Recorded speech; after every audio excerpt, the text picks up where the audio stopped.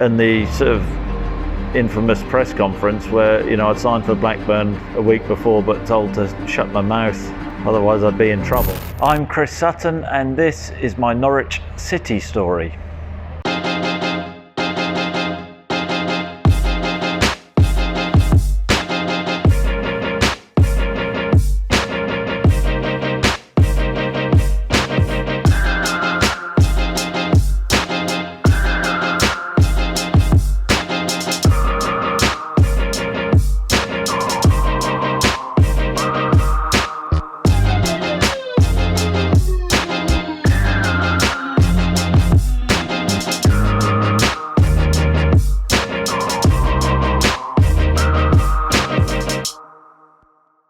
Well, I remember painting a picture of myself at Horsford First School, which was, I was brought up in the village of Horsford, which is just outside Norwich, near the airport.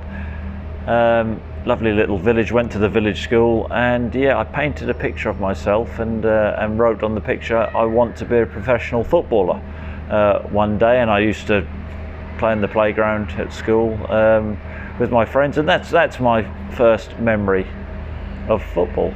Well, I played for the local Horsford village team, and when I first started off, I think I was about 8 or 9 years old, and I used to run the under-12s, and we used to get walloped sort of 15-0, 20-0 most weeks, but it was a good learning curve, as they say. I was playing as a centre forward, as I mostly did throughout my youth career. Certainly in the early days. I mean, as I got older and we went up through the age groups, and I actually got to the age of 12, we had quite a successful village side, and I think there was a guy called Paul Warne, who, you know, Norwich fans would be familiar with, who came, and he was from North Walsham. So as we progressed as a team and got better, we started to attract some of the big hitters around the county into the Horsford team, and no, it was a good upbringing really, and a good environment to play football. I used to play at the local recreation ground with my friends most days, and that was how we learnt to play. I mean, I wouldn't describe it as street football. It was more sort of field football back then in the country. I did pretty well for Horsford, the Horsford team, and at the middle school I had a teacher called Mr. Turner, who pushed me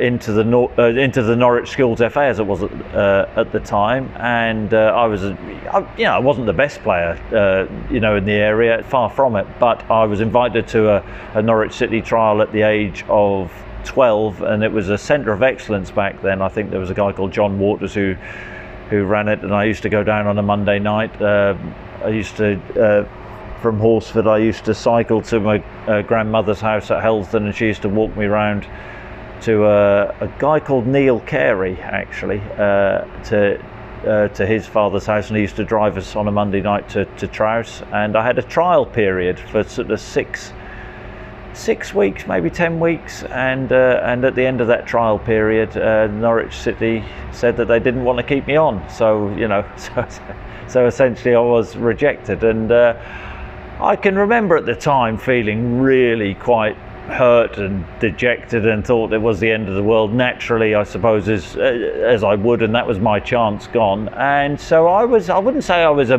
bit sort of anti football at the time, but that's when I started to probably concentrate more on my cricket than my football. So throughout my teenage years, I would say that, or say teenage years, 13, 14, 15, I would say that I was more into my cricket than football. And then just through a local county cup competition for my high school, Helston High School, it was in my GCSE year, and I wouldn't say I was a great academic and what have you. I was the only person in my family to fail an exam, and I had 2 elder sisters and an elder brother, and my parents told me I wasn't allowed to stand in sixth form, so I went for a job at Norfolk County Council as a clerk, and I got it. And there you go, that was a highlight. But subsequently in that during that period, I I think in the County Cup competition we played Caister High School in the semi-final, and the game was at the Hewitt School in Norwich, and I scored a hat-trick. And then we played in the final against Yarmouth High, which was on the Little Wembley, for those people who would remember, inside the track at the Hewitt. Lovely pitch it was, and I scored a hat-trick in the final. And there was a scout there called Graham Wren, who I knew from the early days, who was a Hewitt School teacher, and he then recommended me for another trial. It was the end of the season at Norwich City, so I had about a 2 or 3 week window of opportunity, and played a couple of games. I think we played against Northampton, and then we played this touring team at Trouse who were utterly useless, and I think I scored 10 goals in this game, and that was probably the break which I needed. I mean, and Norwich City then gave me a 2-year YTS contract. So essentially I'd come from rejection at 12, not being through the schoolboy system, and all of a sudden I thought I was going to be a big hitter at Norfolk County Council, and the next thing I'm signing for Norwich City on a YTS, and I know which one I preferred. Oh, wow. Yeah, that's out of order. My mum, I think, used to cut my hair. Certainly looks like she cut my hair. You can see there. Yeah, I'm quite a shy lad back then, and I had a few issues with spots, obviously, so thank you for this. Yeah, that's lovely. Helston High School, they still have the same blazer, I think, if I'm right. Wow. No, I don't. Good looking. I mean, there was potential there, though. Potential there. Would I class myself as a Norwich City fan? I used to support Nottingham Forest. Sorry, but that was because I was born in Nottingham. My dad was a former Norwich City player. He played for Norwich City, Chester and Carlisle. 28, he damaged his knee and went to Loughborough University and studied teacher training, and hence why I was born in Nottingham. And in fairness, Nottingham Forest were a form team. So at the back then, the European Cup success, Brian Clough, and then later on in my career, one of my heroes was John Robertson, fantastic left wing. It didn't look like a footballer. It was quite a sort of short, and I wouldn't describe him as dumpy, but that was I probably would. But what a superb talent he was, and so I used to follow Nottingham Forest more than Norwich City. When I first went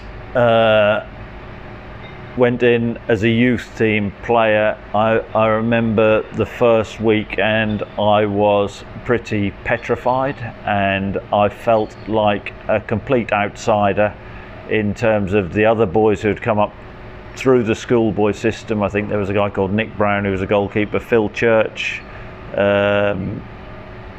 Tim Woodings. I think he was a bit of a late comer, Armando Di Mello or something like that. These boys had all come up through the schoolboy system, and they'd known each other, and they'd all had a relationship. So I remember sitting in the dressing room sort of in the early weeks thinking, I don't know whether I really felt comfortable in the environment and wanted to, not necessarily, I'm not saying I didn't want to be there, of course I did, but I felt out of the loop. But the one thing I did have was an edge, and I think I had the edge because during the years after my rejection, my dad, who was a huge influence on me, really pushed me physically, and we used to go to my grandparents were from Lowestoft. We used to go where I used to think we'd go to the beach for a kick around with a football. We used to run up the slopes, this, that and the other. I used to go in early and do circuits at Helston High School. My dad was a PE teacher, and physically I wouldn't say I was the greatest athlete that ever lived, but what I did during those years, I created a base for myself, and albeit I felt I was a bit of an outsider when I first went into Norwich City, I felt that I had an edge in terms of a hunger, and I didn't want to let this opportunity pass me by, and I felt compared to these other players, that I was going to leave them standing because maybe they felt it was a natural progression. It actually ended up fortunate the way things materialised in terms of the rejection and getting another opportunity and not letting it pass me by. Who was key for you in those 2 years in terms of who you learned from, coaching and teammates to some extent? Since I've finished football and whatever, you look back and you contemplate and whatever. The youth team coach was a guy called Keith Webb, and I didn't particularly like Keith at the time, but I understood the environment which we were in, and I'm very grateful to what Keith actually did for me, looking back, in terms of, I thought that we were pushed exceptionally hard, physically, and mentally, and challenged, and little things in pre-season, always make sure you're beating the first team players. You have to earn the right, and maybe nowadays people would look on that as being a little bit old-fashioned, but I quite liked that mentality at the time. I thought the environment was a pretty harsh environment and a brutal environment in many respects, because albeit you're in a youth team environment where you're playing with your teammates, but the truth is you're trying to cut each other's throats and try and move up through the ranks, which I'm not. I think Norwich City's moving a little bit back, in this direction nowadays. Is there was a progression. You could see as a young player that there was a progression path into the first team.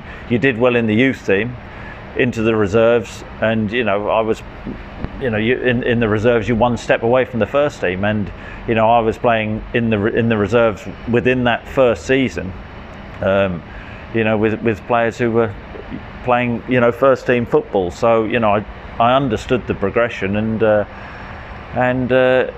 moved on pretty rapidly. I suppose somebody who was influential at that time, we had a coach called David Williams, who was somebody I thought, who was a really excellent coach. And I always felt that Dave Stringer was the manager at the time. He was a little bit aloof, as he should have been, but I always felt that Dave Williams was one who backed me in that particular time. And bearing in mind I'd never played as a centre half before I'd gone to Norwich City, all of a sudden I was being moved sort of from centre forward, centre half, and whatever, and that versatility actually became very beneficial to me in terms of getting a start in the first team in Norwich City, and getting a run of games. And that was always a string which I had to my bow, but that was down to I never played at centre half in any of the Horsford teams or the school team. That was the first time, so that was down to Dave Williams, and fortunate that he had faith in me. I think there was an opportunity in a youth team game to play centre half, and because I was pretty tall, maybe they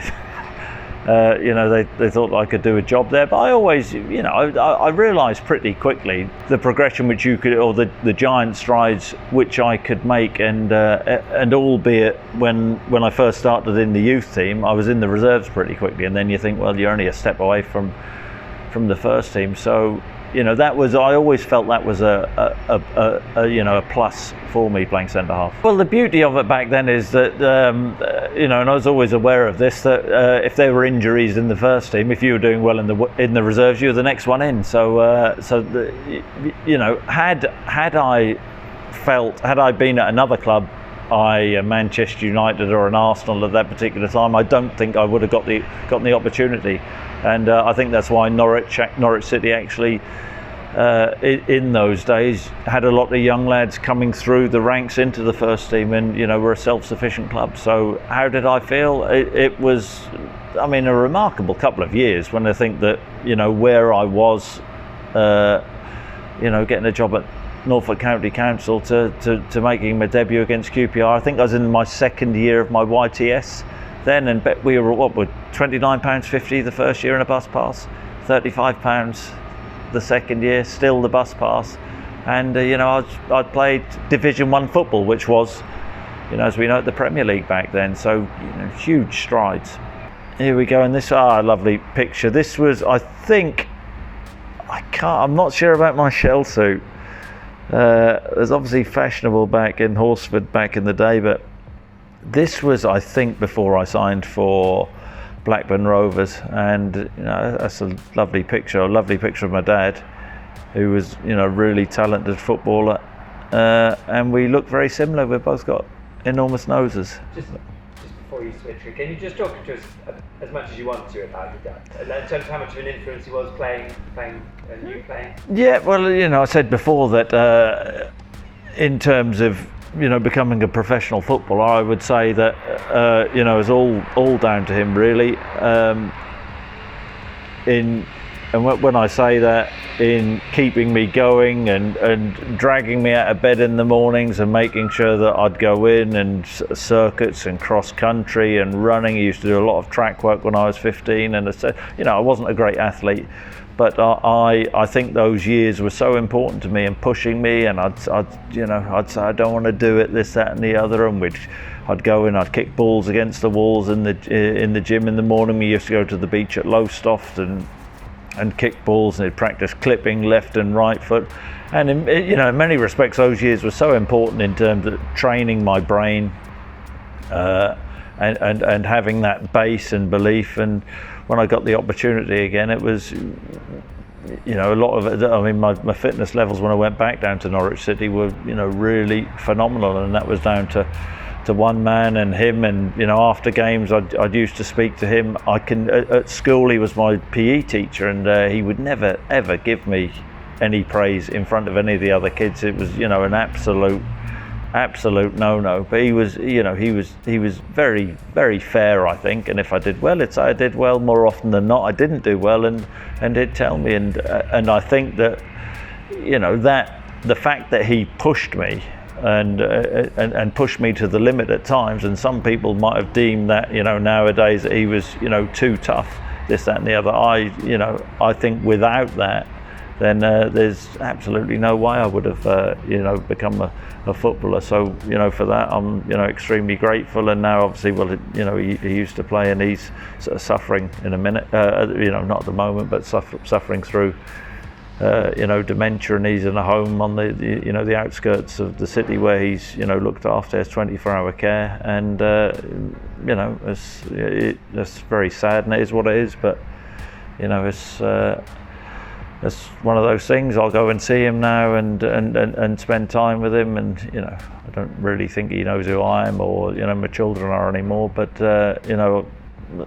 if I'm talking to him, I talk about back in the day and the times and funny things where, with football, if I remember getting injured once at Helston High School, and he was the referee, and rather than stop the game, he ran past me and told me to get up. He said, "Get up, you wimp."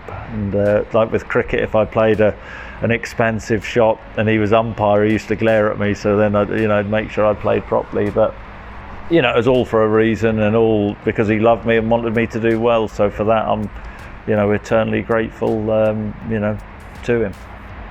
I think the reserve environment at that particular time, Mike Walker, who I liked very much. Mike was a very straight talker, and he was a good motivator, Mike, and I thought that he could be quite ruthless at times. It was the days where we'd sort of go away and we'd have fish and chips and a crate of beer on the coach on the way home, and sort of put the world to rights, which we all quite enjoyed. But it's a good grounding, the reserves, because I know nowadays they have the under-23 league, this, that and the other, but if you hadn't made it at sort of 18, 19, 20 back then you hadn't made it, and that was pretty much that. But I was playing against experienced professionals, in the old combination as it was back then, and you learned a lot playing against the likes of, I remember playing against Spurs, Paul Walsh, Vinnie Samways, John Gale, I think, who was at Wimbledon, really big physical types. You learn to look after yourself. Well, going into training with the first team, I found daunting, as a young player naturally would. These were the days when people could tackle properly, and when I say properly, filthy tackles. I remember John Polston topping me extremely early on and getting back up. But it's about earning the right and earning the players' respect. And I think that it took a while, but I think that I was a pretty accomplished player. I think what I did learn through the youth team is, and I talked about, I think, my shyness in the early weeks and feeling a little bit out of it. I think eventually, I learned that you had to sort of join in and become one of the lads, really, and join in the banter, this, that, and the other. And I have to say, by the time I became an early professional, I was quite good at the joining in and the banter, really. Well, yeah, this is, I like this.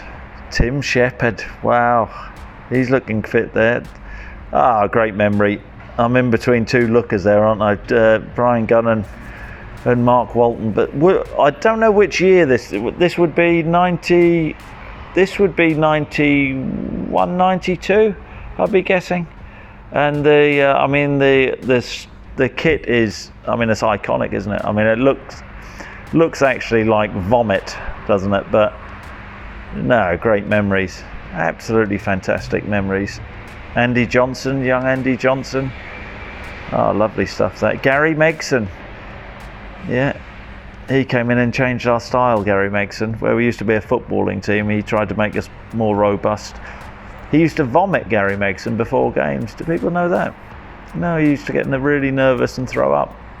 That's bit of useless information. The semi-final game, because I think Flecky was injured and things like that. There was a lot of hope. That was actually one of those moments where Norwich were favourites going into something. There was a lot of hope until Robert Fleck there was the old oxygen tank which was brought in, and there was a lot of hope until he didn't make it, I think. So no, it was a major disappointment. I actually missed a good chance at Hillsborough. That's probably why you asked me about the semi-final, but fair enough. But they we beat Southampton in extra time. I think Alan Shearer played for Southampton. Tim Flowers certainly was the goalkeeper, because I reminded him about my brilliant header in the quarter-final, which he claimed was a fluke, which clearly wasn't. Neil Ruddock, and I think that game they ended up with about 5 men. They had so many players sent off. We go over the line, and then you think, Norwich City, another big semi-final. But I think John Byrne, that was his season at Sunderland. But we were. That was a major disappointment, and I think in terms of a regret, I never won the FA Cup as a player. Looking back, they lost to Liverpool in the final, but what an opportunity to get to a final, and with the group of players we had, it was a major disappointment.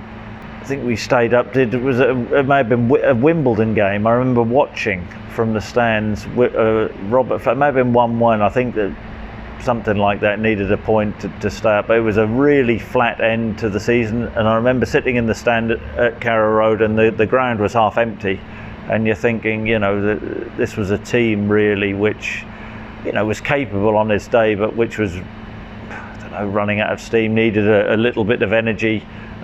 Maybe, and then Mike came in, and obviously progression from within. But what Mike did, I thought, Mike wasn't daft. He got the senior players on side, and with a sprinkle of the sort of young players, we kicked on pretty quickly. And the catalyst for that would have been the first game of the season against Arsenal at Highbury, and it was a really strong Arsenal team. But I think we were 2 down at half time. I was playing centre forward, had a particularly disappointing first half, and then Mike made an inspired substitution 15 minutes into the second half. He brought me off and put Mark Robbins on.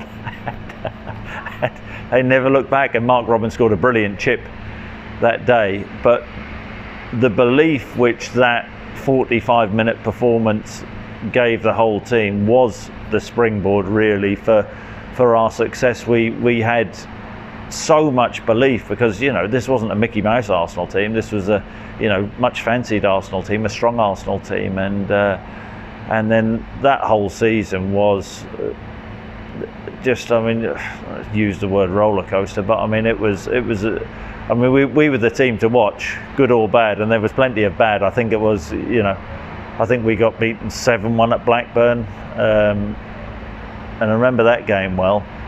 I think Ian Butterworth told me to keep my head up after the game, when he was at fault for about 4 of the goals, so that was a good learning curve as a youngster. I think he came out to the press and said that. He said, I told Chris to keep my head up. I mean, talk about passing the buck and blaming other people. I didn't cover myself in glory, but blimey. So, you know, that was all about looking after yourself back then, wasn't it? You know, it's pecking orders in football. And, you know, that particular time, I think, you know, Mark had come in, and Mark had come in with the big reputation as a goal scorer, and he was a fantastic goal scorer. But the thing which was always levelled at Mark is, sort of, depends which way you look at it. If he wasn't scoring, then, you know, what was he doing? Because he wasn't particularly pacey, and you know, he wasn't one really to hold the ball in. So this, that, and the other. But you know, you had to feed him, and you know, if we fed him, he could score goals. But there was competition for places. But I think predominantly that season, which was why Norwich City ended up with a negative goal difference, I was a centre half. You know, for most of that season. But you know, it was I mean, we had some big wins. I think you know, certainly away from home, and had that belief. And we could have actually won the Premier League. And people forget that. I don't think sitting in the dressing room that season we ever felt, and I can never remember anybody actually talking about it. And maybe we should have done, but that probably summed up a little bit that, you know, we didn't have the mentality of the big boys. You know, this was a United team at the time, but you know, who were just starting off under Sir Alex with their Premier League domination. Bruce Pallister, Ince, Giggs, Cantona, Mark Hughes, and you know, big players, huge, you know, players' reputations and characters. And we were little Norwich City, punching above our weight, maybe lacking belief. And had we had the belief, maybe we, you know, could have got over the line. So this is Dave Phillips, good footballer Dave Phillips, Mark Robbins, and myself. And I take it that I was just joining in on the celebration there. Yeah, still that ugly kit. What did you think when you first saw that kit, Chris? When you first unveiled the kit to you first? Well, I mean, look, I'm going to be honest. I'm no sort of fashion expert, but even, you know, my eye isn't good for fashion, as people well know. But even myself thought, blimey, I mean, what is that? But that's coming back, isn't it? I think have I not said I've seen the kit being sold in a shop in Chapelfield, Norwich City shop in Chapelfield. So it is people. I mean, the one thing you'd say is people remember it. I mean, you know, all for the wrong reasons, but people remember it. The Manchester United game at Carrow Road was the one which was a real sore point, because, you know, I think we were 3 down early, pretty early, or certainly in the first half, and that all ended a bit flat. So I think that season as a whole, I mean, albeit I was young, you know, when you're so close to achieving something, then you know, I think that, you know, as a whole, you finish the season, you think, brilliant, we've finished third. But there was a season, you know, which was what might have been when you look at what Leicester City achieved, you know, later on, you know, which was phenomenal. And I suppose that was a story, well, other than we didn't win it, where, you know, we had the opportunity. And, you know, will that ever happen again in Norwich City's history? Probably not. Were you happy that you were playing European football? Do you remember? I know Rule yeah. Really noticed he wasn't really fussed, but, you know. Well, he wasn't fussed about a lot of things, Rule. He was sort of quite easygoing, wasn't he? No, I thought it was a big deal. And I mean, look, I think the mentality was what we played. I mean, we'd had pre-seasons in Sweden, this, that, and the other, which were always, you know, quite good fun. But then, you know, European competition, Norwich City, you know, going in, Vitesse Arnhem was a bit of a tester, but what did we beat them 3-0, I think, pretty comfortably. But we were a good team, and I mean, we were a bit of an odd team, really. But on our day, we were superbly capable. And this was the season, the European football season was when Mike played a system which I don't think has ever been seen since. The sort of 3 centre-halves and a sweeper behind it. I mean, heaven knows how we ever got forward, but we did have a good balance, because we had the pace of Efan Akoku, who was, you know, so quick. We had the guile of Ian Crook in the middle of the park, who could pick a pass. You had Jeremy Goss, who was the legs. and you had the talent of the likes of Ruel Fox, who was a really, I thought was an underrated player, and subsequently had a phenomenal career, but a really clever footballer, could cross a ball, could come in and link up, and we were a very capable side. I didn't think we feared anybody. I think in the European season, we'd gone to Manchester, Old Trafford, Manchester United, and drawn 2-2 and put in really strong performances. And this was the season I think we beat Everton 5-1 away. Crystal Palace 4-3, Leeds 4-0. Jeremy Goss's goal of the season. We beat Blackburn second game of the season away. I mean, we fancied ourselves. We were that strong. But then we always had that. That side to us where we could shoot ourselves in the foot and get walloped. But if we were at it, then we were as good as anybody. We just weren't consistent enough. How about the first trip away, Vitesse? Going on a European tour, all the fans went on a European tour. Norwich on tour. Yeah. What was that like as an experience? Norwich Airport was full, I think, for the first time in its history. Great memories. The first game was at home, though, wasn't it? 3-0. And the second game, Mike actually sort of I remember playing in a little bit of a deeper role in that, and Efenakuku missing about 3 1-on-1s. We should have really put the game to bed out there. But that was he was phenomenal. Efen was as a player, and really good for me in my development, because you could just hook things into an area, flick things on, and he was that quick that he could make up yards. And I really enjoyed playing with Efen and the whole team at that particular time. In terms of my development as a player, the likes of Ruel Fox and Ian Crook. I mean, we had a little free kick routine, myself and Ian Crook, where he'd take a step back, we'd make eye contact, and I'd then peel away and make a run. And I scored, I think, 2 or 3 goals from free kicks that season from that same routine. And that actually was, in terms of my development and making me as a player, was a lot down to the players who I was playing with at that particular time. This next one, I don't know what Dave Phillips has quite got on there, and I don't know why he's got his hand on Lee Power's knee. But no, what shirt does Dave fit? I mean, you talk about kits. What on earth is that? No, international kits there. That was my 12 minutes for England. I don't know whether that's the shirt. And Lee Power. He's the chairman of Swindon Town now, isn't he? Lee Power. So, lovely memories that. Brian Gunn with a head of hair, and a young Mark Bowen with a head of hair, which he doesn't have now. Do you guys still see each other, get together, have any reunions? I've seen Brian a little bit. I haven't seen Lee for years. Apparently you can't miss him. No. I don't know whether you understand that, but there you go. Mark Bowen is big boy now, Lee, is what I'm getting at. And Mark Bowen had an extremely successful coaching career, so I've bumped into him the odd time. I think what was underrated or underestimated is actually our home performance against Bayern, because to go over there and win, and I know everybody's talked about it being the first British team to go over there in the Olympic Stadium to do that. I'd actually had a skirmish with the kit man, Jock Robertson, where I tried to put him in a skip. I think just before kick-off, and he came out swinging this, that, and the other, and that. So that was a sort of an interesting memory before the game, but that was a bit of a side issue. But the game was, phenomenal, really, and just sort of summed us up at that particular time in terms of, what we had in terms of belief and going over there, the players that they had, and doing a job on them. Did we think we'd do it? Of course we. I mean, absolutely not. You don't fancy yourself, but.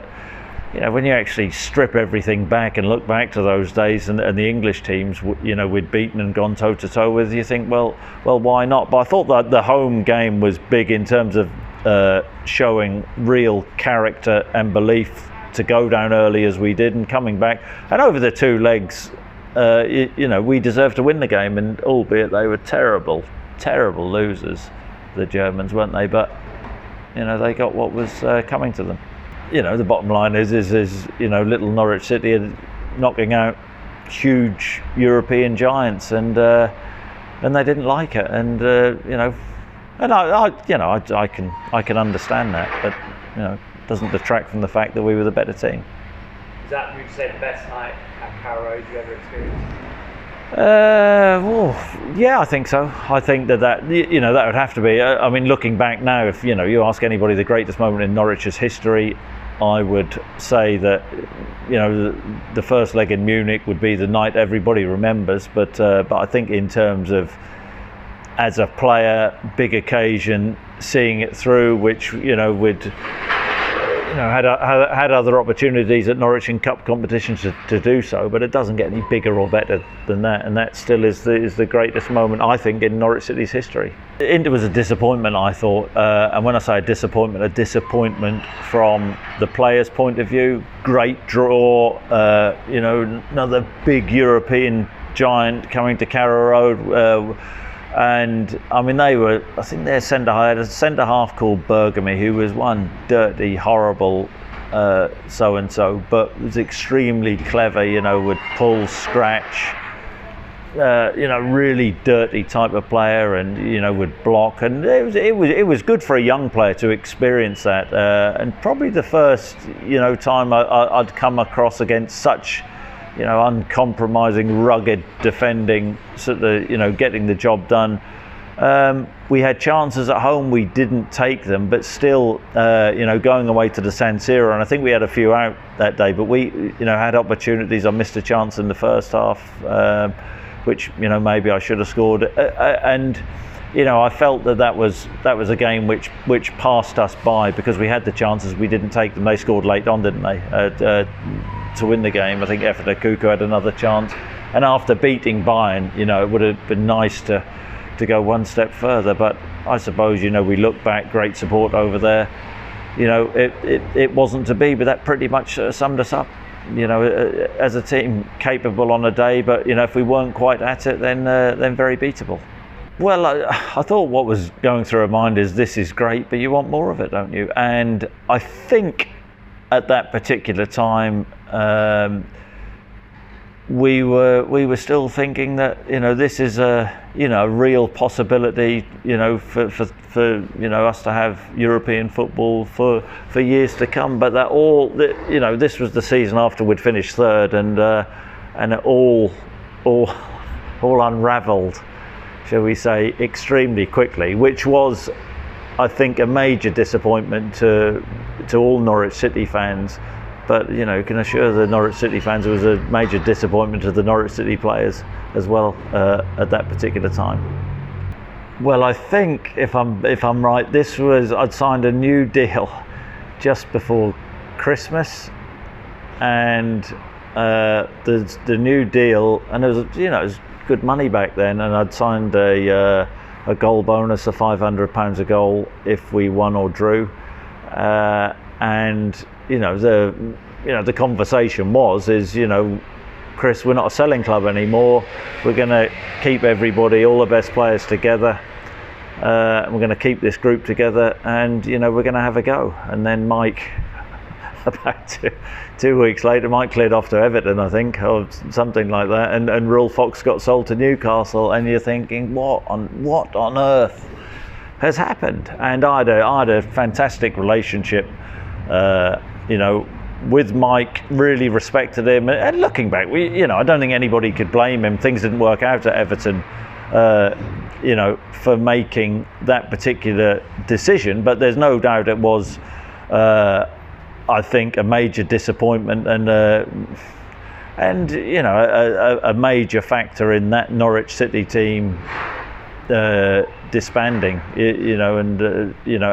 as it was, and with Ruel going, who was good, as I say, a good friend on and off the pitch. It was disappointing, and I know, I think they replaced Ruel with Neil Adams, who was a good Norwich City player, but I personally never felt it was going to to be the same, and I think Norwich City had lost a major creator in Ruel Fox and an attacking force. So from then on, being a Norwich boy, being brought up in the area, I know you'll hold it against me that I used to support Nottingham Forest, but I did I did have an affection for Norwich City. I was being spoken to from other clubs. Can you say tapped up? I don't know whether you can, but I knew then that there was an opportunity for me to move on, and reluctantly, and I mean reluctantly, it was a decision which was the sensible decision, because I was ambitious. I think he went just before we had an FA Cup tie at Wycombe, and it was all I think John Dean took over, and I liked John very much as a coach, but I felt that we had lost the authority, or it's difficult where you make the transition from a coach into manager. Mike did it. I thought Mike did it superbly. Mike had a bit of clout about him when he moved from the reserves, and he could have a temper, and Mike, he could row this, that, and the other. John was a coach who was a friend, a friend to a lot of the players in many respects, and had a relationship. And I didn't feel that John had the real confidence that Mike had in itself. That's not to say he wasn't a fantastic coach and a good football brain, because he was. But we'd lost a manager who had come in, our figurehead, where we'd finished third in the Premier League, where we'd gone into Europe and beaten a major side in Europe, where we could go toe to toe with any other team, and he had gone. It was his decision to go, and I just it was a tough period, really, and albeit I think we beat Wycombe 2-0. That was Martin O'Neill was the manager, and I scored a couple of goals in that game, and Martin has held it against me ever since. But no, it was all. I knew from an early stage that things. The likelihood was, unless there was a dramatic change and there was ambition shown by Norwich City, then that I was going to leave. It was all really odd because discussions go on between players, agents, clubs, as we all know, and pretend that they don't.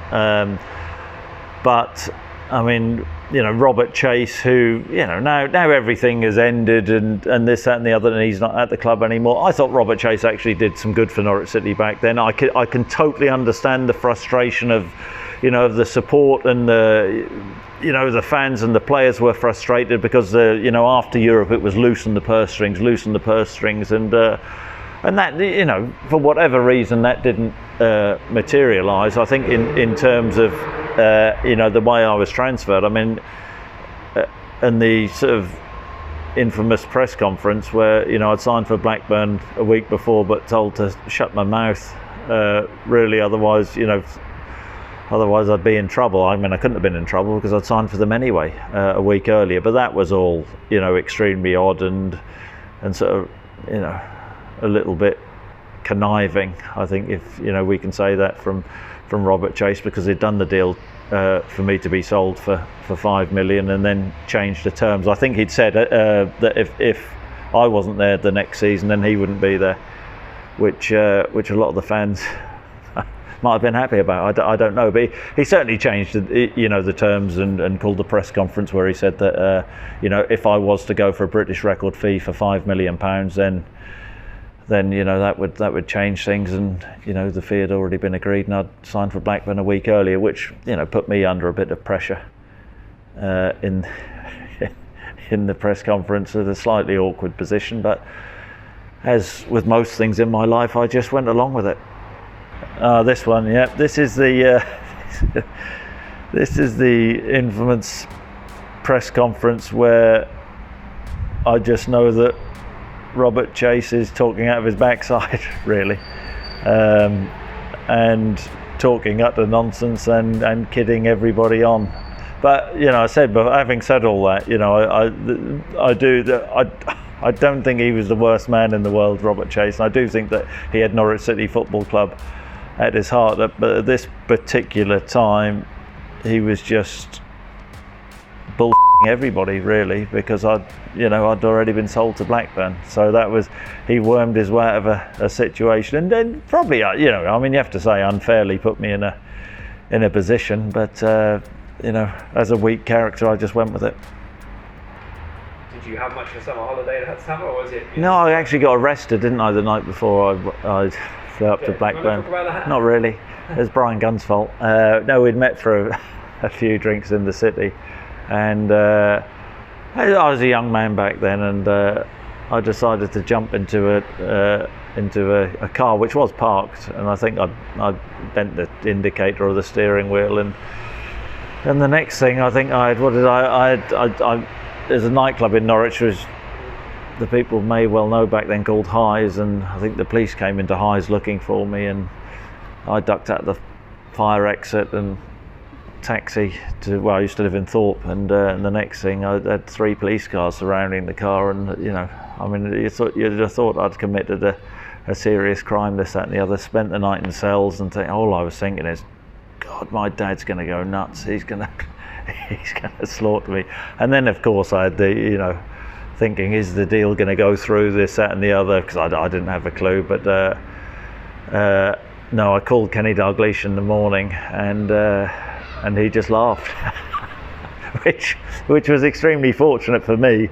And I flew up to Blackburn on a private jet from Norwich Airport. But there was only 4 of us on the plane, and my dad didn't say much to me on the journey. The night out I had was a drinks thing, final drink in Norwich, and a few of the players came. I think some of them were on holiday, this, that and the other. Brian Gunn was the instigator and misled everybody, and that was the long and the short of it, really. But no, I was I have to say I was very respectful of the club and very thankful to the club for all the way what they'd done for me. And I mentioned Keith Webb earlier, who I didn't like him as a coach. I thought that I didn't like his approach at times. I thought he was very hard line, but looking back, I totally understand that, and I don't think at all times I covered myself in glory in terms of getting too big for my boots at times, and so I could understand it in some of the ways why Keith was the way he was. But I'm very grateful to him for what he did throughout that period, and the whole regime, from Dave Stringer, Dave Williams, Mike Walker down. I don't think you'd find too many players, whether they went on to professional contracts or not, who would find much fault in the way that we were brought up, in the youth team and through the reserves. It was a good environment to be in. Did you enjoy coming back to Carrow Road as a player? Yeah, well, I came back with Blackburn and scored after 4 minutes, but we ended up losing the game 2-1, and I got a little bit of stick at this, that and the other. But no, I think that was the only time I came back as a player. In fact, I think Celtic came back in Tim Shepherd's testimonial. But I think that was the only time. So I was probably disappointed I didn't come back, more often. No, this is where I'm going to settle here. I've always, albeit I wasn't born in Norfolk, I've always thought of myself as a Norfolk lad. This, that, and the other. And I moved back. I like the area. I live in up in North Norfolk, but I moved back to be in and around my dad, who's sort of suffering at the minute. So that was why I moved back, but not but it's a nice place. I've got children to bring my kids up, so I certainly count myself a Norfolk and a Norwich boy. Whether other people do is entirely up to them. But I've always followed the club from afar. But I think as a city, it's a fantastic city and a lovely place to bring your kids up. Oh wow, yeah, this was this was as you well know a Santa run, because I don't normally dress like this. And the fact that that's my son James in front of me is the most disturbing thing about this whole thing. So This was I can't remember where this was. This was it may have been at Sandringham or somewhere like that. And I should have actually won this race, but the guy who went off at the start went the wrong way, and I still finished fourth. And my son beat me, which was, pretty remarkable. But no, from my as a pretty sad day from my playing days. I wasn't and am not what I was. Some of your boys have gone into football as well, haven't they? Some of them, yeah. No, they like the football. Ollie's just signed for Wroxham. He's a good lad. He lives in the city, and he's a talented boy. So, and he used to play for Wroxham as a youngster, and I played the odd game with him and a few of his mates, and thoroughly enjoyed it. So, it's a good little club, and I look forward to go down there and watching him. And a lot of his friends who I've got to know play locally. One plays for Great Yarmouth.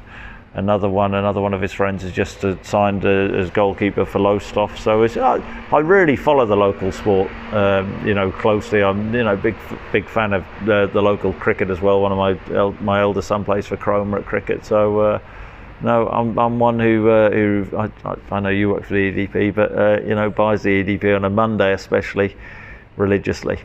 You have managed against Norwich. For Lincoln. Oh, did it? What was the score? What was the score? I think Paul Lambert. I would say that we must have lost. When I say we, Lincoln at that particular, because I don't think I won a game. So I think I can't remember the score in that though. So I'm probably. Do you know the score? I mean, what is this? I think you're right. You did lose, but I can't remember what the score was. Are you being kind? Paul Lambert. Yeah, well, I used to play with Paul. 3 or 4 years with him at Celtic. Really, really good footballer and phenomenal job he's done at Norwich. But now he's gone to the dark side, hasn't he?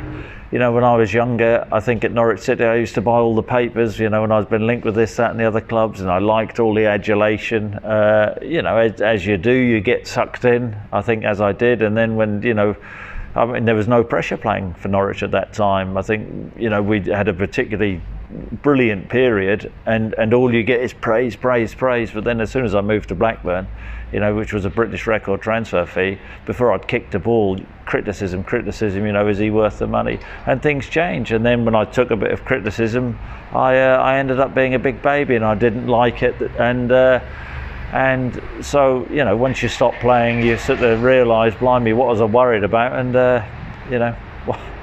I should have looked at things more reasonably back then, and so it is what it is. Criticism is part of the game, and I think some of it's constructive, some of it's not. But it's it doesn't change the world.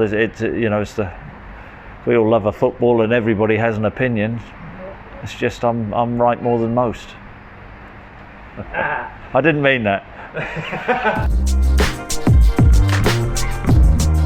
Your Norwich City hero. Blimey, that's a tough one. My Norwich City hero. Oof. My Norwich City hero would have been my dad, who played for Norwich City back in the day. His nickname actually at Norwich City was Salty, because as an apprentice he put salt in everybody's tea rather than sugar one day, so that was his nickname back in the day. So he would be my Norwich City hero. Tell us something we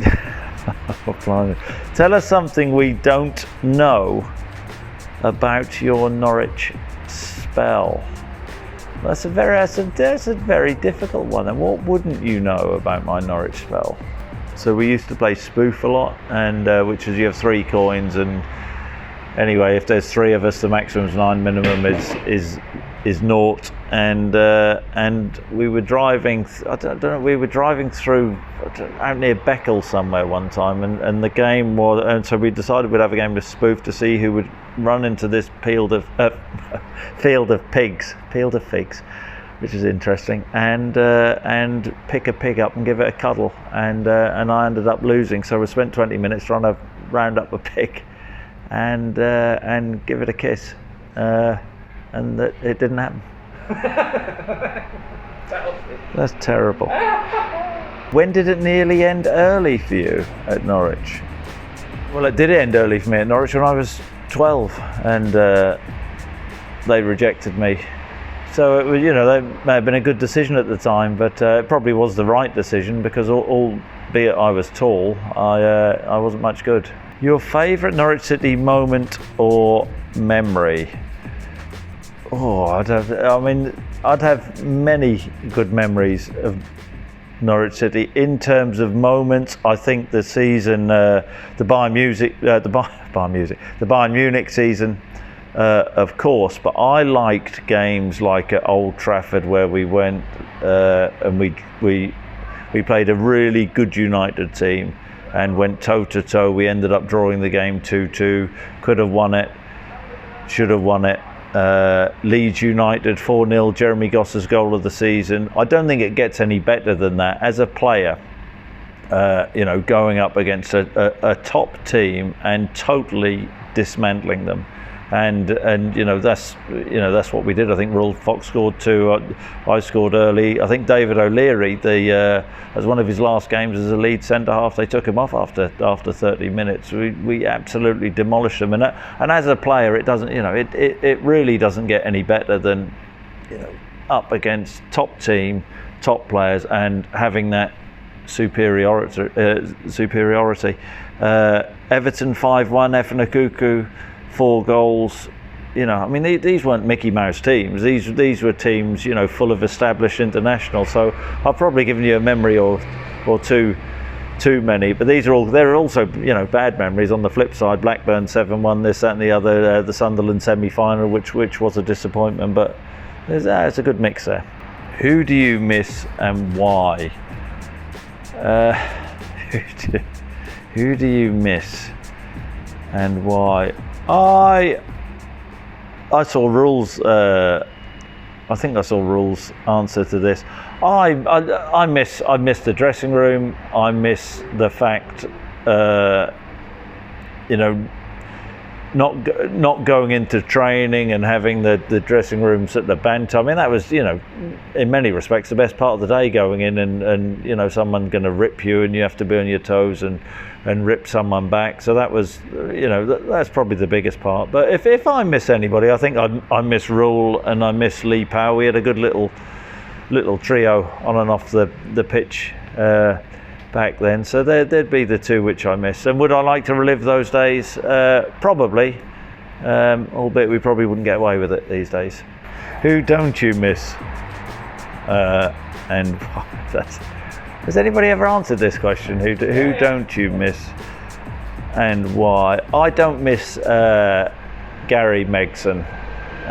And why? Because when he came, very opinionated Gary, with nothing wrong with that, had a huge mouth, and I just thought he was so over the top, Gary. So I don't miss him at all. I don't miss you, Gary. Your Norwich City regret? My Norwich City regret would be Sunderland semi-final. I don't know why you're nodding. Where I had an opportunity to score and I should have scored, I thought. I think I was 12, 15 yards out, ball bouncing, and I didn't get a good contact. And it's something, do I think about it every day now?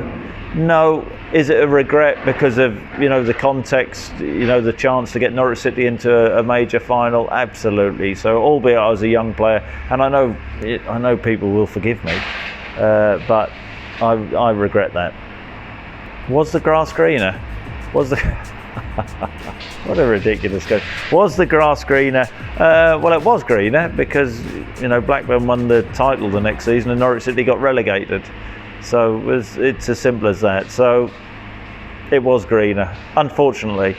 But I had the opportunity to come back to Norwich later on in my career. I actually offered myself up to Nigel Worthington, who didn't want to take me, which I thought was, I think Norwich were in the Championship at the time, which I thought was pretty remarkable to not even speak to me.